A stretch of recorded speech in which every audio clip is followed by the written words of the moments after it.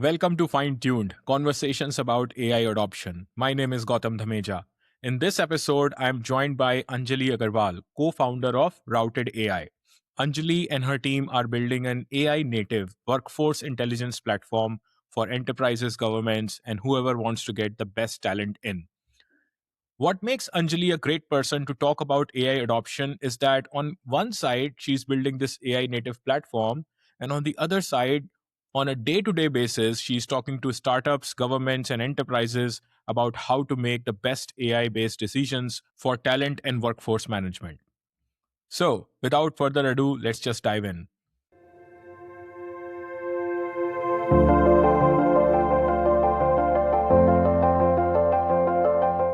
Welcome, Anjali, to the show. Hi, nice to meet everyone. All right, let's get started.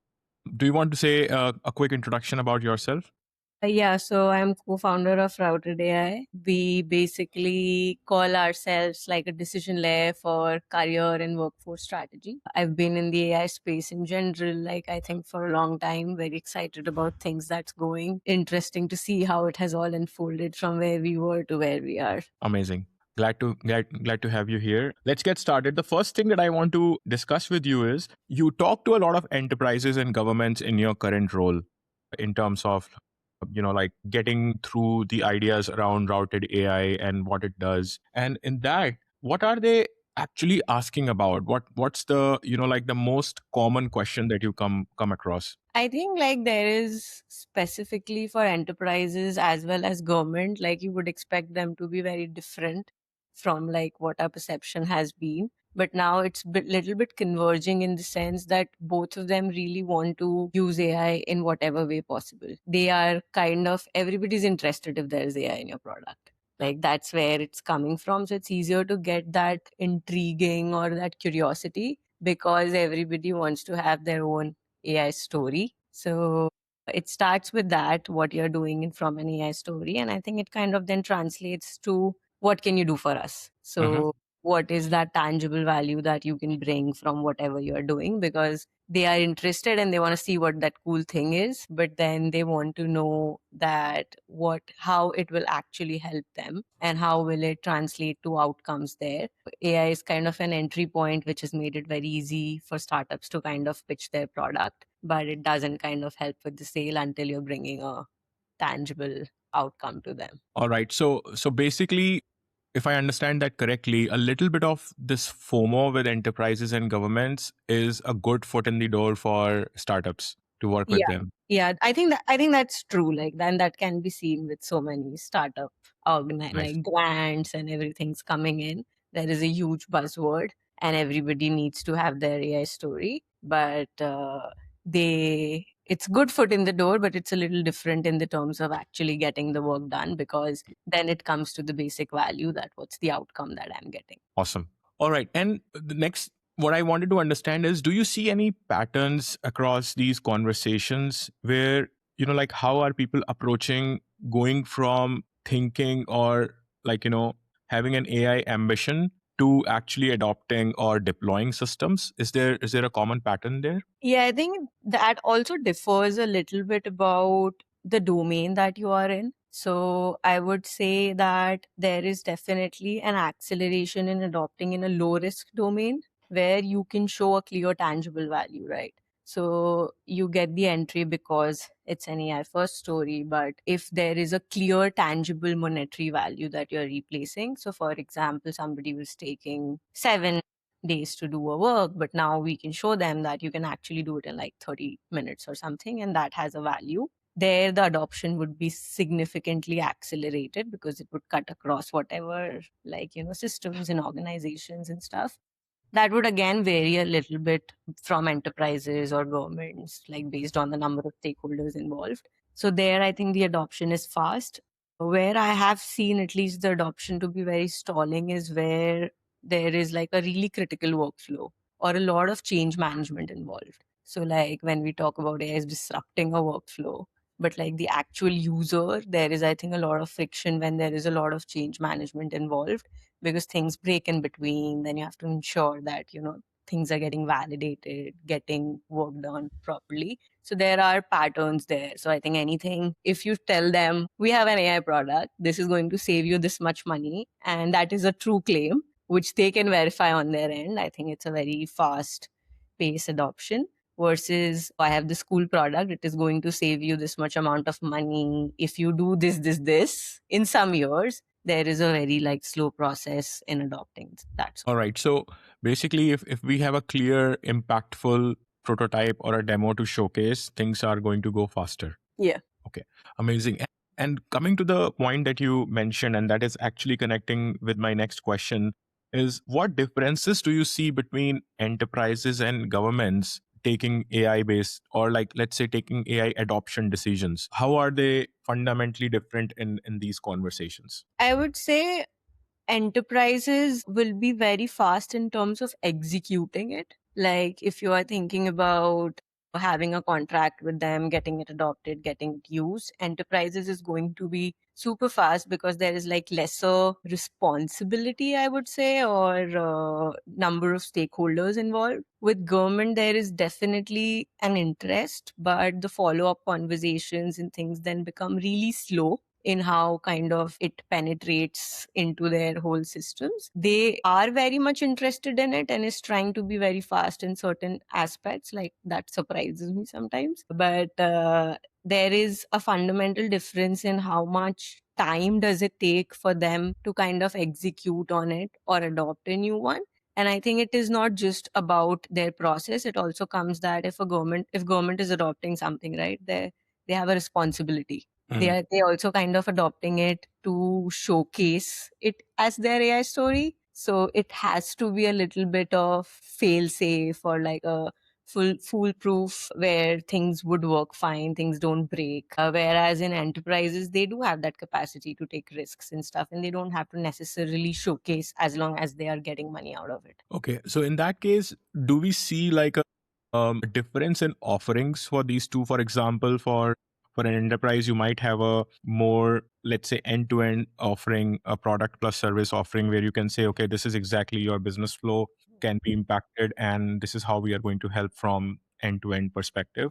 And then on the government side, we can say that, okay, this could be a small pilot we can do with this particular scope, and then let's go from there and see how it impacts your rest of the, like, stakeholders, population, and then those, like, structures. So is there, like, do you have different offerings for these two different kind of customers? Yeah, I think government usually always starts with pilots because they wouldn't want to do like a bigger commitment until they know that this is going to work for them. And for enterprises, they would, even if there is a pilot, it would start from like a bigger paid pilot, but most probably, like, they are quick in whether they want it, they can evaluate different vendors or different like competitive spaces and get into it like to a quick subscription, sometimes even like a recurring annual subscriptions and stuff, because enterprises sometimes also feel that if we just get it for right now, later on we might not get the same price and stuff. So I think they're a little price sensitive or trying to get the best offering out there.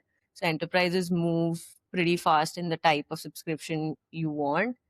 Government always start with pilots, but once the pilots, like, they see the value in pilots, I think you can't compete with the offerings they would buy. Nice. All right, and next, now let's come to the routed AI part, and then your experiences there. So it's an AI native product sold to, like, these large, let's say, stakeholders, primarily enterprises, governments. There must be times when you see people being skeptical of, should I trust this or not? Because it's like, having access to their data. It's a sensitive thing in bigger organizations. So how do you navigate that trust factor? I think that is really important, especially in the space that I operate in, because we are essentially in the workforce space where like a lot of people decisions are involved. And I think that is why even being a very AI native product and having that AI buzzword, we don't position ourselves as like an AI platform. We position ourselves as a data insights platform, and they shouldn't, at least in these spaces where decisions are so expensive, they shouldn't be choosing trust as an optionality. And that is the first concern anybody would have in adoption of this workflow, right? Because if I'm coming and telling you that, I'll tell you, like, what skills are coming in, or where you should kind of get your newer talent and stuff. we need the data behind it. And therefore, even all the AI workflows that we use, the newer models we use, it is more in cleaning, validating, synthesizing, and making sure that the data we have is correct. The way AI helps us is getting that insights on real time, because there is so much massive database which couldn't have been analyzed before. So we still position ourselves as a data company, and that's the reason for that. So whenever people have a question that, okay, you're telling me, but how do I trust this decision? We basically tell them, okay, like this is the decision. It's coming from this data point. This is all the things that have been happened to get there. And because of that transparency and explainability, they are able to trust that data. And that's kind of our moat in the market right now. Otherwise, anybody could give you insights, any LLM could give you insights. But the reason that we can trace all the data points and insights and anything that we are giving to the source kind of helps us stand out in the market, because your AI. All right. So basically, the question, or let's say what I understand from this, is that along with the product, there has to be a validation layer offered. So, like the customers, like people who are going to evaluate it are able to see this is what I get without AI, this is what I get with AI, but this is much faster and almost similar. Okay, so validation is extremely important as a product offering in itself. Awesome. Uh, the next one is you are mapping career trajectories and skill gaps with AI, because at least that's the first use case for routed AI. Like, what are you seeing in the data? Like, if you go into these insights, how is AI shaping these decisions? Have you seen any pattern shifts or something when people use your product versus not? I think in general, there has been massive shifts in how you see talent in general. Like if we talk about any career trajectory, it is now much more non-linear than it used to be. And any skill gaps that you think about, like if you're trying to upskill for a skill, that skill might not even exist 2 months ago. So there is a huge adaptation involved, which kind of these insights or like our career simulator engine or anything that you think about gives that visibility into that, so that it helps you kind of survive in this talent market. Because if you see the talent market right now, there are like very core shifts that you can even see from our insights. Entry level jobs are basically vanishing, and that's like a reality. Because even if you see job descriptions right now, people wanting entry level roles want like 2 to 3 years of leadership experience or some sort of a demonstrated ability. So there are some clear shifts happening in how people are seeing talents. Even aside from entry level jobs, if you see any role, the clear shift that at least we're seeing in the data is there's much more expectation in a role than there used to be. Because a lot of the work used to be automated, has been automated now, or is repetitive. So there is more expectation from the same role to kind of cover the whole workflow in some senses. Like if you think about a prior data science role, right? They would just build models. Now nobody would hire somebody who would just build models. Right. Like you should build models, you should deploy models, you should understand the adoption part, you should understand a little bit of the UI part. So a lot of these skills that are starting to happen like in many scenarios, that's a clear shift that we are seeing, that there is more expectations, more leadership experience or a demonstrated ability. And even from what people are valuing. So earlier it used to be a degree or a resume. Right? Now you can't get a job just with a degree or a resume, because the signal used to be the resume. Now, if you consider recruiting, resume is no longer a signal. People are looking for demonstrated ability, because everybody's resume is looking same through an AI, and every company that is getting a resume is getting a massive amounts of resume, but there is no signal, because essentially it was English language. There was no way to check that if somebody knew that skill or not. So I think people just need to go a little bit beyond the resume to still put in that effort to show that demonstrated ability. And those things usually happen if you're not taking a data approach or an insights approach reactively. So our kind of insights help them do it proactively. That okay, this is what is happening, this is a reality, and then you should prepare for it, because everything's getting adapted.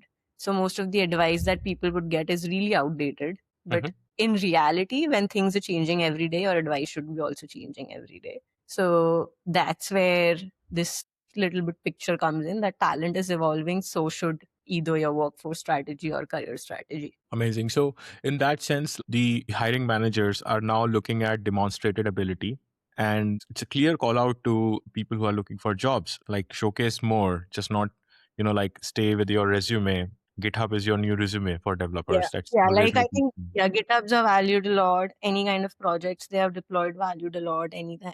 I mean, if you see the like visibility, content creation, a lot of hiring has now moved to referral based or people who they know or from like a very like selected set of pool, because they know that they would have a demonstrated ability and not just a resume that's created through a good AI tool. So tying it back to the AI part, it's like when AI is giving you a lot more insights from the talent pool and the data that you are receiving, how does that tie to this part where, like, because demonstrated ability is something that like would be needed at any point in time. It's like what used to happen before was, okay, people would get hired on their resume, but if they don't show the ability within the first 3 months, they are also gone very quickly. Now it's more like, okay, because AI is giving you these insights and you know better who to hire, you will directly starts from that ability instead of giving people a chance to come and prove themselves. Is that understanding correct? Not exactly, but I think that is what would kind of help you stand out in the market. Mm-hmm. Because now you have a huge like if you think of from a recruiter lens, you have a huge volume of resumes that you want to Mm-hmm. shortlist on. Now from your job description, everything's matching, everything's like a 10 on 10. So you would try to see in some form of demonstrated ability, Mm-hmm. wherein they have done either something through a GitHub, but there's still that trust factor, right? So that's where the interviews and everything else become much more important. Now even there are AI interviews, there are ways to crack it, but I think that's why just recruiting has become significantly difficult, because that signal has disappeared almost overnight Mm. from Okay. both lenses. So I think we are still in a phase where I think recruiters are trying to cover what signals they look for. Candidates are covering something like extra that they can do, or like, to provide that signal. So I think we are still in a space where we haven't like set a specific pathway to it. And there are still hiring happening from like a traditional method where you just look at resumes and start from there. But I think that is still there. Like, even if you can showcase in your interviews, doesn't mean that you don't have to showcase in the first 3 months. Mm-hmm. Because there is, I think, still a very strong sense of hire fast, fire fast type of philosophy right now. All right. All right. And now, final question that I have for you is, if you could give one piece of advice to an engineering leader trying to get AI into their workflow, what would it be? I think recently people have become more solution oriented than problem oriented, which wasn't the case that much, at least when it came to engineering leaders. And it is probably because of the mandate that they're receiving from either like above in the hierarchy or from like heads and so on. But maybe starting with the problem rather than finding a problem where an AI solution fits is the single most thing to do. Because when it comes through a like, when we are trying to think, oh, where can I apply AI to, there Mm-hmm. it is still a mandate. It's not a core problem that we are trying to solve. So we will try to do the bare minimum, make sure that it gets done, and then it doesn't get done like a proper way. Versus if we really think about the problem, that okay, where am I lagging, where am I like, not having that much productivity, what is kind of the issue that I am having that I should navigate, and then find a solution. And that necessarily doesn't need to be AI. Like, there is a high chance that 90% that solution would be an AI solution, but we should not just use it for the sake of using it, because sometimes it's just that the cost might not be worth the effort and the gains. So if we start with the problem and then find a solution, even though we want to use AI, that is, I think, a much better approach still, because we will make, I think that then only the true disruption happens. And that can happen in even like very critical workflows. Mm-hmm. Because if you have a very critical problem, it would also help with the adoption problem that we were talking about earlier a little bit. There is a very easy adoption because that is your core problem. You're not just trying to force through it. So if there is a critical problem you're able to solve using AI, there is an easy adoption, so all problems vanish out. All right. Yeah. And this kind of maps to our initial point as well, that people are starting with a FOMO, that they Mm. want to somehow get something in their in their workplace, in their workflows. And they're just looking for a solution to map on a problem instead of finding a problem and then finding a solution for it. So yeah, that kind of connects it very well, that because of the FOMO, people just want to get into this AI race and say, oh, let's just use AI, and then they kind of are missing the point of solving a problem. So That's also where they are not like kind of being able to compete. Like that mhm, would be probably a very standard thing that everybody is trying to apply to. Whereas if you're thinking about your own problems, it would like everybody has so specific problems. And then your solution would be such a specific one where you can actually stand out in the market and call your AI story because you have used AI in such a creative way that nobody was using it, and it is actually solving your problems and saving you money. right, right, yeah, that's true. And I think there's going to be a pretty decent market for people just finding problems for people to solve with AI. Yeah. Yeah, interesting.